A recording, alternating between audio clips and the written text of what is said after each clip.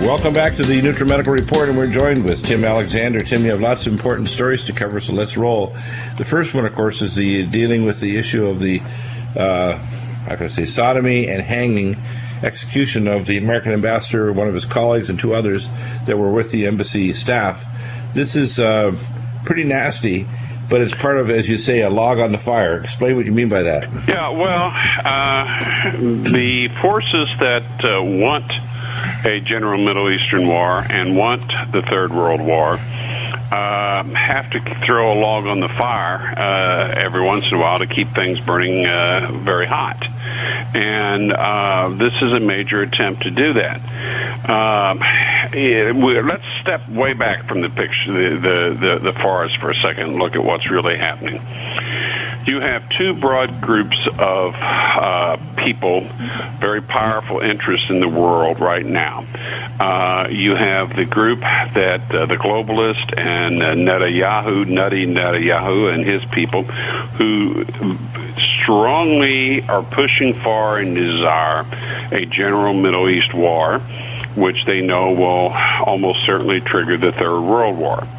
You also have a great many other people who don't want to see a Third World War with 21st century weapons of mass destruction, who don't want to see the Middle East destroyed. A month and a half ago, the Israeli generals basically refused to go along with the lies that said that Assad was moving his chemical weapons to air bases near Israel and was about to attack Israel.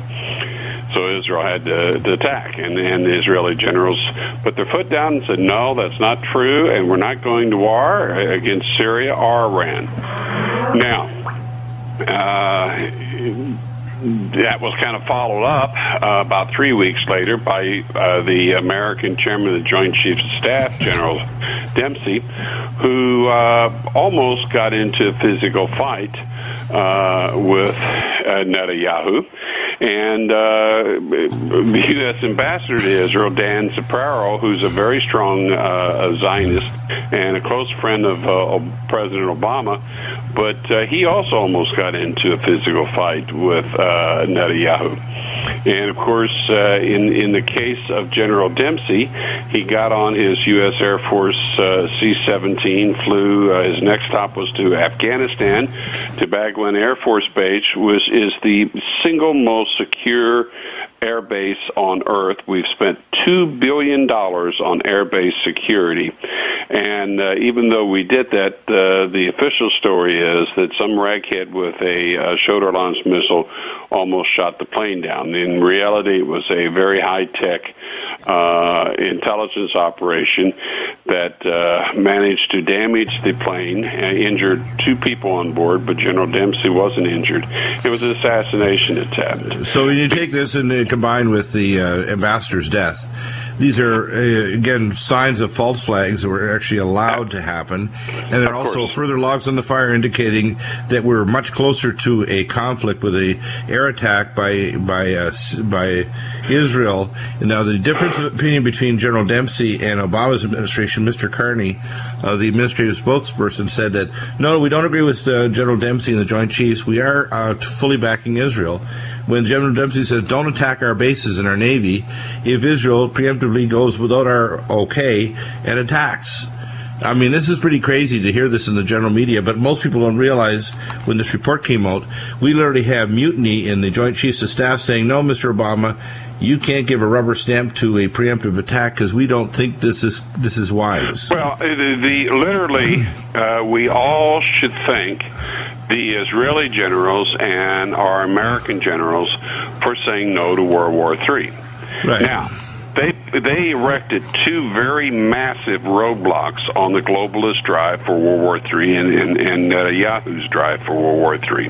However, what you have on the other side of these roadblocks are a snarling pack of demonic wolves with blood and dripping from their fangs and snarling and trying to get around, over, under, through the roadblock. And they're determined to get their war. The globalists have invested an incredible amount in setting up the global economy to fail, and to fail big time. And they, as part of that general strategy, they want a world war, because they have to divert people's attention from the absolute chaos of the Third World War and do it in a way that will give them justification for imposing a police state throughout most of the world. They want a world war.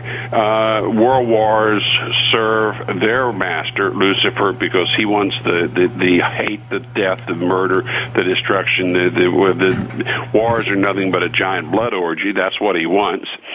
But they also, the global banking cartel families, always come out of wars richer and with more power, and being able to reshape society into the image that they want.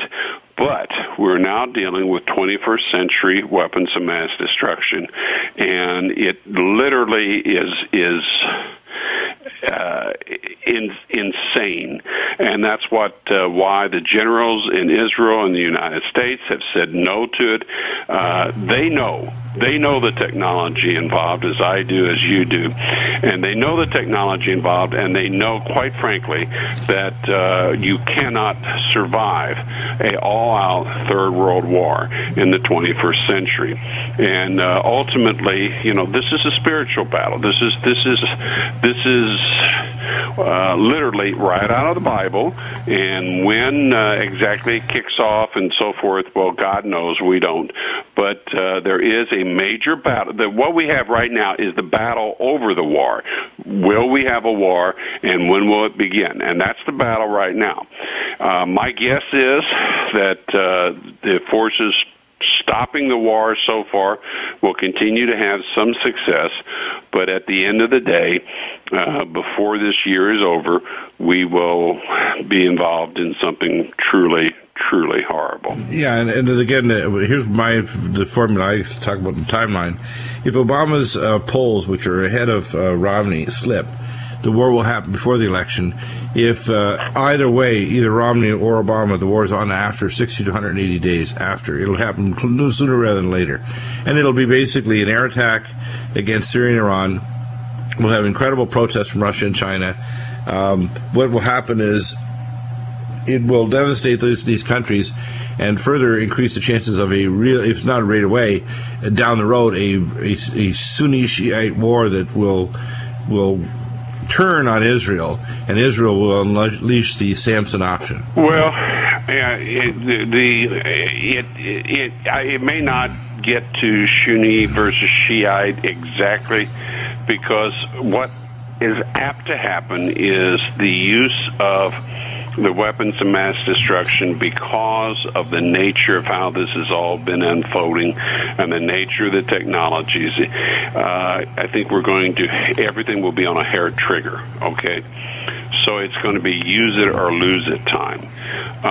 In the case of 150,000 to maybe 250,000 rockets and missiles that are in Lebanon, in Syria, and Iran, aimed at Israel, and also some in Palestine and Gaza, they'll be taken out if they're not used. They'll hold some back, but and they know that if they're going to use the heavy stuff, they've got to use it virtually right away. By heavy stuff, I mean fewer explosive technologies, I mean chemical warfare, I mean biotoxins, I mean advanced biological weapons. And when they do that, Israel will go nuclear if they haven't already. Oh, yeah. Israel will be the twitchiest nation on earth at that point, and most likely will unleash Samson's option, as they say. Well, that means they shower Europe with nuclear warheads. Exactly. Amazing.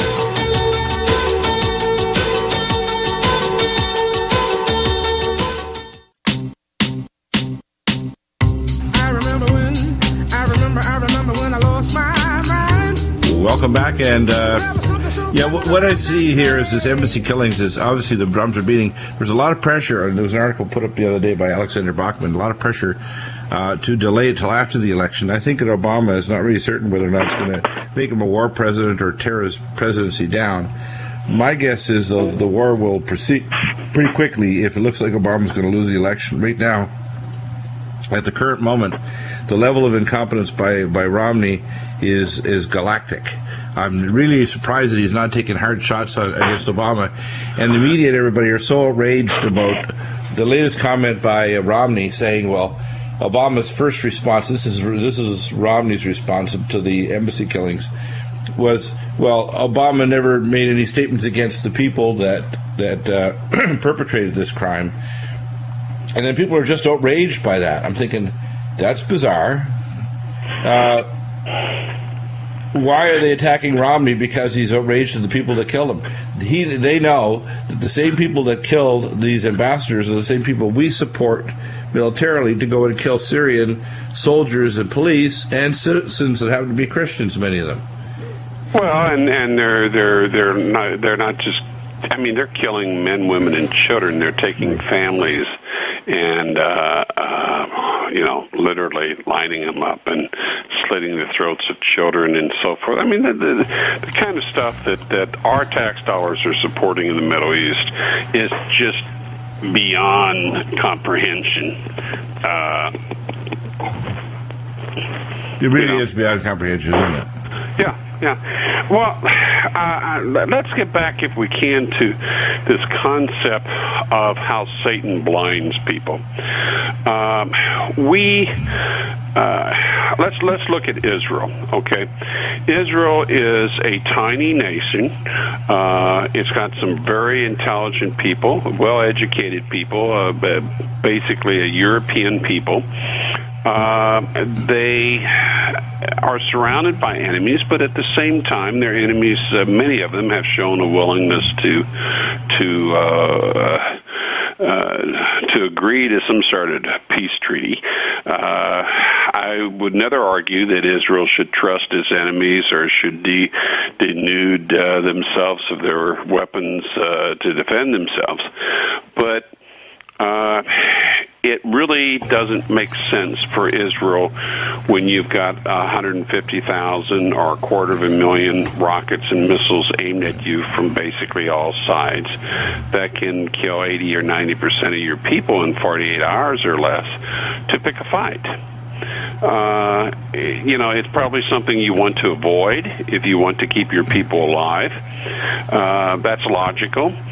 But, and a very large percentage of all the senior intelligence people and retired senior intelligence people and military senior officers strongly they don't want a war. They know what will happen to their population, their civilian population. Yet the Prime Minister, the Defense Minister, the Foreign Minister, and several of these characters are vehemently trying everything they can to have a war. And it goes back to how Satan works. And it goes back to you can't even begin to understand what is happening in the world today unless you understand the spiritual aspect to it and how Satan works. Satan works by blinding people to the truth. And you can see everybody has seen countless examples in their own life or the lives of people around them. For instance, why does a man or woman who has a good marriage, children, and everything's going fine, they're tempted by somebody they work with or whatever, and they have an affair, and they end up losing their home, ruining their life, their spouse's life, their children's life for something that's nowhere near worth even remotely that, okay? Why? Well, because Satan has blinded you. Why does a person who maybe is a college student or maybe just a young person out, whether working or whatever, suddenly say, oh, I think I'll throw my life away and become addicted to heroin or crack or meth? You don't do that. But yet people do it all the time because Satan Satan blinds them to the truth that's right in front of their face. So you end up with all these people that are addicted, and the women will sell themselves multiple times a day for $20 or $10 just to get a fix. The men will rob or what other. It's just absolutely horrible what people will do who are addicted, and yet we would think, well, why would a person ever go there voluntarily to say, oh, I think I'll become a heroin addict or something? But Satan blinds you, and it happens on national levels, and you have these people in power who are making decisions, and look at Adolf Hitler. Why did Adolf Hitler have to have a war? He had so much going for him. Why did he have to provoke France and the UK into a war, and then a war with the Soviet Union? Why did the Japanese? And yes, we were provoking the Japanese, but there was a big difference between provoking them and getting involved in the war with the United States, when even their top admiral who planned the attack on Pearl Harbor said, after a year, America will defeat us. We can't defeat America. And yet their own people made the decision. Well, Satan blinds people, and that's what we have here. And we have this enormous battle going on right now between people who are blinded by Satan and determined to basically destroy the world as we know it, and people who are saying, gee, why don't we not blow up the world? Right, and the thing is that a lot of people out there are going to work, they're so distracted with just trying to make ends meet. Their family matters, their lives, and so are so busy, they don't think that the disaster is that close. Remember the 1962 Bay of Pigs disaster? And we thought, there's going to be a nuclear exchange. The current situation is 1,000-fold more dangerous, isn't it? Oh, absolutely, and not just the Bay of Pigs, but the Cuban Missile Crisis, which came. Yeah, that's what I mean. The whole thing that ties it all in with that. This Cuban Missile Crisis is nothing compared to the current situation. This is way worse than any time during the Cold War, even when they had false orders on launch on command sequence where they were about to start a nuclear war. This situation is over the top, so many light years. People just don't get it. They don't realize that, oh my gosh, we have a narcissistic, crazy president who's saying, Israel will support you, but, hold off to after the election unless I'm starting to slip, and then we need to be a war president. That's the kind of politicking we have. This war is being politicked. Yeah, but, it's our lives. Right, but Obama doesn't care. You see, we have a crazy man in the White House. Well, yes, we do, and as Gerald Clemente says, what is it? We have a bunch of two-bit something. It's two-bit freak show, and that essentially is what we have in politics. The Illuminati, the globalists, pick basically people who are psychotic as their agents. And then they run them for office. Yeah, people are psychotic, malleable. They're chameleons like Obama. They're sociopaths. Psychopaths. Yeah, back in a moment.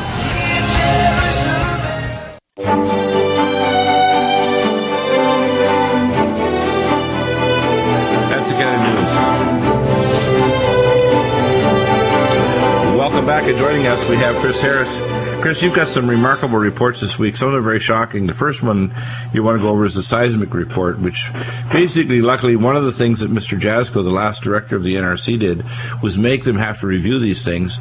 What they've found is that, in fact, with the new seismic data, many of the reactors that they told were safe or built in safe areas are not. They're sitting in fault strike zones, including many of the Mark I reactors and other reactors along the San Andreas Fault, the New Madrid Fault, the San Andreas at the Diablo Canyon, and of course the now at least turned off for the moment San Onofre reactor that sits 12 miles from where I'm sitting in my studio. This is pretty nuts. And the fact that they came up with this is remarkable, which means a lot of these reactors shouldn't even be operating at all in the strike zone. This is really not smart. Well, back in January, we discussed a new updated seismic report that that encompasses the entire North, or actually encompasses North America. And it came up with some of the shocking realizations that where we used to think that seismically quiet zones are now seismically active zones, to the point where it could challenge nuclear power plants' design bases. Those are the bases upon which you design them to be strengthened enough to handle what you think you're going to get, and then a big fat margin on top of that. But this is a report that we did discuss it back in January. I know I said it was 1,000 pages long, and it took a long time to decipher a lot of this stuff. But now, just on September 10th, there is new guidance that says every single U.S. power plant has to use this new guidance and determine whether their plant is strong enough to handle this new data, the new data. In other words, they have to re-benchline the entire plant. This is not cheap, and it's not easy, and the methodology is quite expensive, and it's going to take a long time to do, too. Nobody's going to be happy about having to reanalyze their plant, but it needs to be done, and I support it. And that's probably one of the... Well, it just makes common sense that they do that. I mean, first off, you don't build a nuclear reactor like Fukushima where they did, in Earthquake Central. And here now they've discovered this information. For example, the San Onofre reactor, I think it was 14 years ago, they discovered there was the San Jacinto upthrust zone, which is literally 5 miles off the coast, not 75 to 120 like off Japan. We have the Diablo Canyon with 3 converging fault lines. This is pretty nuts. And then there's at least 25 reactors within strike distance of the New Madrid fault system, and that system is getting really active. There's lots of mini tremors and swarms that are occurring there that indicate, and that, by the way, that fault line is directly connected to the Gulf of Mexico and these sinkholes that are developing, and the salt dome that they drilled into called Macondo, which means the devil's food, that caused that disaster 2 years ago at the Gulf of Mexico. So there's linkages here, and there's earthquake activity happening all over the planet. The recent one last week was a 7.6. It was actually closer to 7.9 because they fiddled the numbers. That is the new system for Richter scale. It actually would be 8.9. That's a big earthquake. If that happened here if we had a 7-level earthquake that struck in that area along New Madrid, we'd have a American Fukushima that would be orders of magnitude worse than the one in Japan. And it wouldn't be mainly kind of spewing it all out to the open ocean where 83% of the radiation went. It would be over a very highly populated area of the United States. Well, and the important thing is that this seismic issue, I'll read you a paragraph, the guidance or part of a paragraph. It does tie in with Fukushima because right in the opening, this is the NRC's guidance for examining plant response. Like I said, this was put out September 10th. They want you to, the reanalyses, that is, you have to reanalyze your plants using the new data, stem from lessons learned from Fukushima. I mean, that's black and white, clear, right in the very first paragraph. So it's definitely applicable to any plant in the world. And so, yeah, that is an important thing to do, and it's important to carry this on to other structures, too, that are important, like dams and non-nuclear plants and gas lines and things like that we rely on for our infrastructure. Right. So there's definitely a widespread ripples based on this. So let's go over some of the other reports. So we now dealt with seismic. What's the other area that needs to be hashed out? You got Fukushima unit number 3, spent fuel pool, brand new. Okay. I just got one of the latest pictures of TEPCO did a sweep of spent fuel pool at Unit 3, Fukushima Unit 3, and they wanted to see what the damage in that pool was. And what they're finding is that it's terrible damage. Now remember that Unit 3's structure, a lot of the iron or say steel beams and everything, they ended up in the spent fuel pool, and certainly now they're showing that it's hard to believe that with the remote control camera that you could see, but you can see that there's devastating damage. It's hard to even tell where the fuel is, which leads me to believe that the fuel is not really intact, or at least some of it is not intact. Right. We don't know how you end up fishing it out. eventually, remember we talked about Unit 4, which had some fuel and some the new fuel that they removed 2 of the assemblies. Yeah, there's 2 out of 135 assemblies, I think it was. 100. I think it was even more than that, but there's, let's put it this way, that was the least radioactive of the bunch. Yeah, they were new fuel. The old ones are the ones that are highly radioactive, and they're also in an area where they weren't mangled. And, of course, there's all these debris that's the size of your thumb or bigger, that's concrete and other material in there, and the twisted, subsidence of the building and the twisted wreckage of the reactors. These reactors also went through hydrogen explosions as well as subsidence, so that it's not going to be easy to slide these fuel assemblies out of there, is it? Well, no, they fit pretty tightly into their own individual the channels that they sit in their racks. So they have a rack, and they fit right in there. They're standing upright. Like let's talk about like soldiers. They're all standing up shoulder to shoulder, and they're in a rack. Each one of them surrounded by a stainless steel double-walled, very very sturdy. I mean, don't get me wrong, it is sturdy, but they can't take what kind of devastation I'm looking at, in these pictures. And there's a neutron absorber in between each one of them so that they won't go critical in case they get too close together and support any kind of criticality. Well, I could see where that would be shot right there. And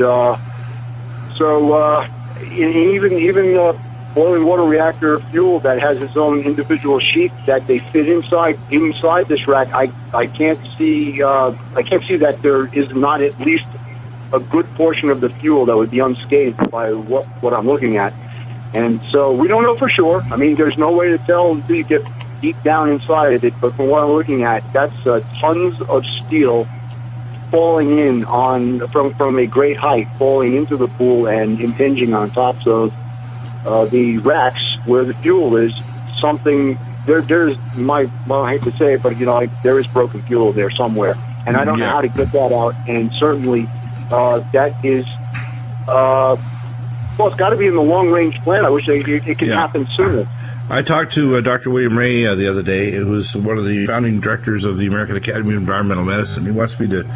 I presented my paper, which is posted up on the news section of the Nutrimedical in Clay and Iron. And that paper is well referenced. It explains sort of a summary of what's been going on over the last year and a half of our analysis of the situation. What we have basically is the worst environmental disaster in human history, and it's not even got a head of steam on yet. It's not even started to get really, really bad. The timeline is that it's going to continue releasing radiation for centuries or millennia. It's going to bioaccumulate. It will decimate the population of Japan in terms of normal genetics. And you see, I call it the Pacific Ocean, and also not just the northern hemisphere. They're detecting this radiation in Brazil and off the eastern coast of Australia. So it's a global problem. It's a problem that's going to change animal and ecosystem and human genetics. And they're not addressing it at all. And all I hear is more lies from TEPCO, General Electric, Fukushima, plant people, and the Japanese government. When we come back, we'll talk more about this. And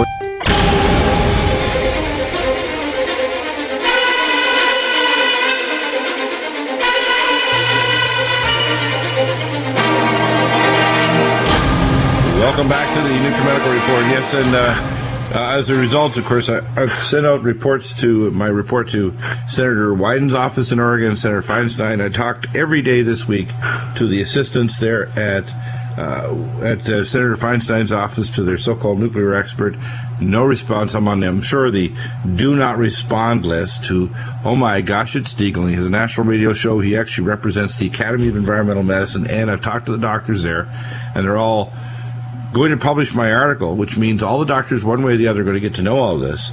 Not just in America, but the Academy is the top academy for environmental doctors on planet Earth, for U.S., Canada, Europe, and Asia. So they're going to get to know what's really going on, which is not good. Everywhere. It doesn't matter if you're in the Soviet Union, which still exists, by the way. I don't believe that the Soviet Union never went away. Or you're in Japan, or you're in Bulgaria. This radiation's going to get you. And it might take years or whatever, months. The key is if you're taking nutraceuticals, you're in your zone of healing. You can actually repair the damaged and lost cells. But you know, a lot of places people don't realize that the genetic damage is eventually what they want to do, of course, with not doing anything about Fukushima and considering their plan to attack Bashir, is they want to make human reproduction one of great fear. Now, should it be fearful that a young woman decides that she's going to have a baby and in fear that she goes for an ultrasound or a genetic test? No. But what they want to do eventually is to say, we'll take all the fear out. We'll do what's called GIFT. That's the technology, gamete intrafallopian tube transport. And this technique's been around for years. So instead of us fertilizing the egg, we'll do a polar body exclusion to make sure the genetics are okay. You're not going to have a Fukushima baby with an extra eye or no arms or some weird genetic anomaly like these poor insects and other living things that are being destroyed by Fukushima, not just in Japan but everywhere, including weird flowers, etc. And we're going to be bringing on experts. I think that we'll have Christina Consolo back tomorrow to talk about this in hour 3, along with a report from Alexander Bachman and John and Ann. By the way, they did a fantastic job last week. I really want to thank Ryan, John, Ann, and for hosting the show last week while I was away for a very needed 2-day break. But when I'm back, I'm thinking, oh my gosh, good thing I have the Lord, because I am so stressed by what I see coming. And when you see gold going up like this, be fearful, not when gold goes up, but be fearful when gold drops in the face of economic chaos. If you see gold dropping, you know the hammer's about to fall. Because they're going to do this so they can buy it all up, and everybody dumps their gold. Oh my gosh, gold's down to $1,200 or $14 an ounce. It doesn't make any sense. You better dump your gold. That's because the globalists want to have it all. And your dollar will be worthless. You can use it for wallpaper or stuffing your walls for insulation. It'll be good for wiping your butt, but it won't be good for buying anything, because eventually they want to get rid of cash. They also want to make sure that you can't reproduce without a license, because they're going to bring in the green tax. They're going to bring in the one-child policy, which Obama plans to do. And if you don't think that America will resemble a hell on earth after Obama gets another term, you better think again. That's where we're going. And the fact that they're not doing anything about Fukushima, nothing. Even the simplest things we recommend, nothing. No seawall, no ground-penetrating radar, no plume studies to tell us if we're flying through a radioactive plume in the air. Nothing. They're not telling us, oh, you better cover your crops today, you better wear your raincoat and galoshes and leave them outside. You better decon before you go in your house so you don't tromp in all the radiation. They're telling the public in North America and Europe and everywhere from Brazil, they're telling them nothing. Your comments, Chris and Tim. Well, you're talking about doing nothing. Unit 2's primary containment, we talk about nitrogen, and I checked the TEPCO's daily releases every day, and you'll be happy to know that the nitrogen injection, there was a little problem with it. You're right, they weren't getting nitrogen in, and they found a small hole on the duct upon investigation, but don't worry, the hole was covered with tape, and they fixed it. So don't say they're not doing anything. They're using, remember we talked about that, they're using flimsy tape and everything else to hold this thing together. And so it's kind of like the Dutch boy that stuck his finger in the dike, right? Exactly. You got it. Tim? Wow. You know, I say this time and time again, but I read more probably than an average 100 or 1,000 people. And the more I read, the more I say, you can't make this stuff up. As wild imagination as I have, I can't make this craziness up. Well, you know, the thing is that, Tim, and we're actually looking at this soberly. And people who have the gall, the absolute, what I call vicious ignorance, to actually say, you people are crazy, you're schizophrenic. They have autonomous attacks, they're just bringing it right up from their toenails. What I call the stupid spit, the spittle from idiots that want to say that we're just making this up. We're not. When I talk to top doctors like Dr. Ray and other nuclear experts like Arnie Gunderson's wife and other people like yourself, Chris Harris, all the time, we're talking scientists. We're talking about people that actually can scientifically measure what's going on. We don't have complete data. In fact, one of the worst things about what's going on is after a year and a half, we have virtually no data. We don't know how much is in our food, air, and water. We don't know what's bioaccumulating. We don't know what's happening in the air plumes if you go one certain day. And it doesn't necessarily mean if it's raining either.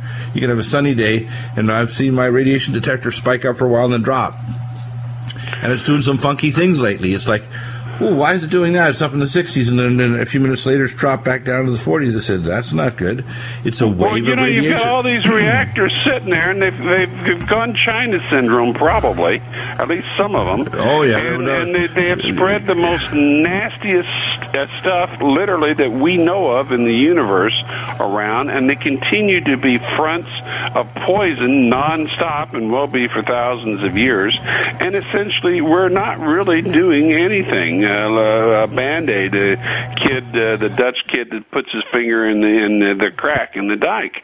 We're really, all this time has gone by, and we really haven't done anything. Then you look at something like the Gulf of Mexico and all the coral exit and everything there. I mean, I love seafood, but I don't want to eat seafood from the Pacific. I certainly don't want to eat it from the Gulf of Mexico. And then you look at these insane idiots that seem they want World War III. And I mean, you say, what? You want World War III? Why don't you just jump off a cliff and leave the rest of us alone? Well, 90 minutes into the World War III scenario, anybody living in a large city in the Western world, Russia or China, will be dead. 90 minutes. It's not going to be a day or even a day and a half. Now, there'll be people that will be scrounging and surviving in the rims of this for a matter of weeks or months. But even the survivors, 95% of them will be dead within 3 months.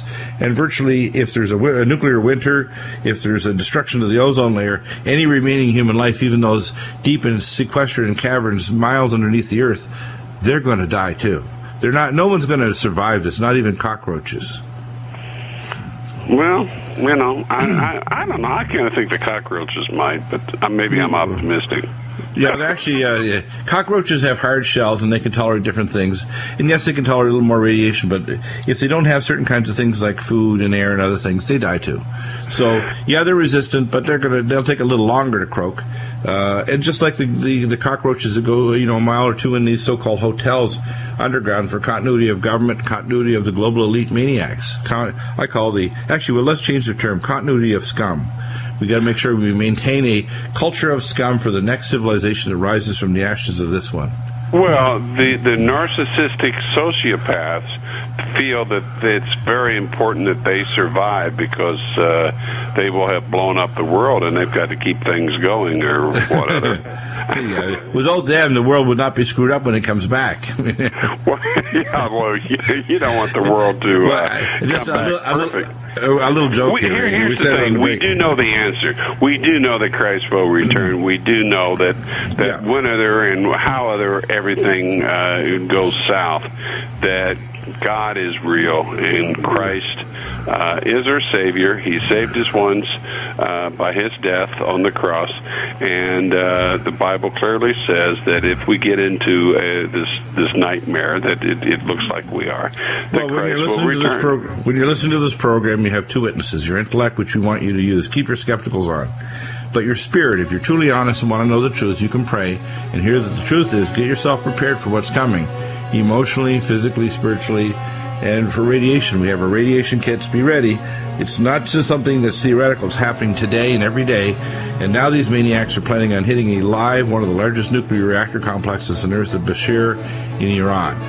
Well, and the Syrians and the Iranians will return the favor and hit the Israeli reactor. And in other words, they'll pummel the reactors and in the Negev desert and 800 plus nukes there, and release a massive plume of radiation from Israel. Oh, yeah. It's too nuts. It's like if you're thinking, God, did I take a wrong turn? Am I in hell already? No. No, you're just going to get the flames lick around your toes before we're taken home. God bless. Take care, everybody. Take action. Read these reports. We'll have them posted up after the show.